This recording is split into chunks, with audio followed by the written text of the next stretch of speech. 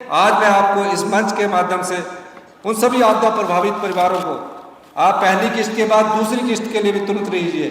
70,000 रुपया हम आपको इस राशि को भी मैं बढ़ाकर 1 लाख रुपया करता हूं, जो बर्तन खरीदने में आपके काम आएगी, जिनके मकान बह गए हैं, जिनके घर, जिनके पलंग बह गए हैं, जिनके बर्तन सब कुछ भी नहीं बचा।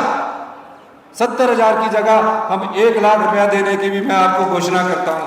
तो इस तरह ये पैकेज 7 लाख से बढ़कर 8 लाख का हो गया। पूरे हिंदुस्तान में कहीं ये पैकेज होगा तो आप हमसे बात कीजिए।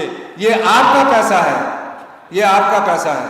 और आज इस मंच के माध्यम से मैं सभी आपदा प्रभावित परिवारों के साथ अपने को सम्मिलित करते हुए कहता हूं, आप अपना घर बनाइए, हम आपके साथ खड़े हैं। और भी कुछ करना पड़े, हमारी सरकार, कांग्रेस की सरकार आपके साथ खड़ी है। मैंने देश के प्रधानमंत्री के सामने मुद्दा रखा कि आपदा प्रभावित परिवारों को जो अपनी जमीन में बसना नहीं चाहते, कम से कम वन भूमि में 1 बीघा जमीन का अधिकार के कानून में आप बदलाव कीजिए। हमारे पास अधिकार नहीं है।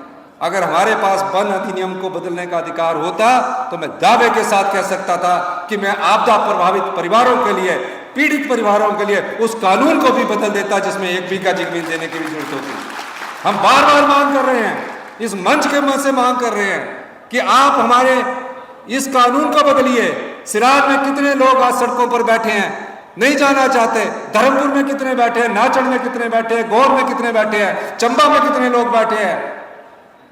आप हमें अधिकार दीजिए, हमारे पास वो अधिकार नहीं है। जिस प्रकार हमने आपदा प्रभावित परिवारों की राहत राशि को के लिए नियम बदल दिया, 1,30,000 से बढ़ाकर 7 लाख कर दिया, तो अगर राज्य सरकार के अधिकार क्षेत्र में ये आता तो मैं इस कानून को भी बदल देता आपदा प्रभावित परिवारों के। अभी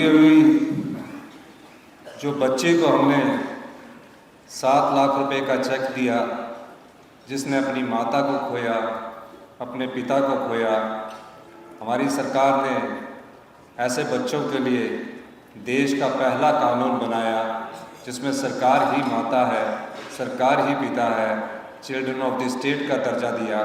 आज इस मंच के माध्यम से उसे कोई ब्याज नहीं है, मैं 21 लाख रुपया देने की घोषणा करता हूँ। और ये उसके FD के रूप में जमा होगी, और जब वो बड़ी होगी 18 साल की उम्र में, तो एक अच्छा पैसा उसके पास होगा। और हम उस चीज़ को उसे कभी वापस नहीं ला सकेंगे जो उसने खोई है, लेकिन एक आत्मविश्वास कि उसके मन में एक आत्मविश्वास होना चाहिए। इसलिए मैं इसके अलावा 21 लाख रुपया और देने की घोषणा करता हूँ। आज अच्छा होता कि बीजेपी के 9 विधायक आज यहाँ जहाँ आपदा परिवार आए हैं, यहाँ आते, हम उनसे भी कहते कि आप भी ये देखिए कि ये राहत हमें दी है। महज रोज बयानबाजी करते रहते हैं, कब क्या दिया, कुछ नहीं दिया। मैं जयराम ठाकुर जी को भी कहना चाहता हूँ, आप ओपोजिशन के लीडर हैं, क्या आज आपका ये दायित्व नहीं बनता था कि आप आज जो मंडी में आपदा प्रभावित परिवार है उनके साथ खड़े होते, बिलासपुर के जो आपदा प्रभावित परिवार है उनके साथ खड़े होते, कुल्लू के जो आपदा प्रभावित परिवार है उनके साथ खड़े होते। अब क्या बयान देंगे कि हमें बुलाया नहीं गया? क्या आपदा में कोई निमंत्रण पत्र भेजना पड़ता है? हमने कहा कोई सम्मान समारोह नहीं होगा, आपदा के साथ हम लोग खड़े हैं, कोई किसी का सम्मान समारोह नहीं आएगा।